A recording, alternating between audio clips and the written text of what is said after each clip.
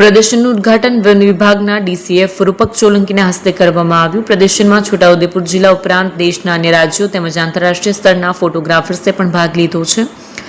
વિવિધ વિષયોને આવરી લેતા 90 જેટલા ફોટોગ્રાફ્સ પ્રદર્શિત કરવામાં આવ્યા છે. વિશ્વ ફોટોગ્રાફી દિવસની ઉજવણી નિમિત્તે છોટાઉદેપુર સંગ્રહાલય ખાતે ફોટોગ્રાફી પ્રદર્શન 2026નું આયોજન કરવામાં આવ્યું. આ પ્રદર્શન નિયામક સંગ્રહાલયની કચેરી, રમતગમત, યુવા અને સાંસ્કૃતિક પ્રવૃત્તિઓ વિભાગ, ગુજરાત સરકાર તથા છોટાઉદેપુર સંગ્રહાલય અને એડવી ફાઉન્ડેશનના સંયુક્ત ઉપક્રમે યોજાઈ રહ્યું છે.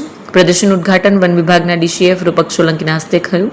પ્રદર્શનમાં છોટાઉદેપુર જિલ્લા ઉપરાંત દેશના અન્ય રાજ્યો તેમજ આંતરરાષ્ટ્રીય સ્તરના ફોટોગ્રાફર્સે પણ ભાગ લીધો.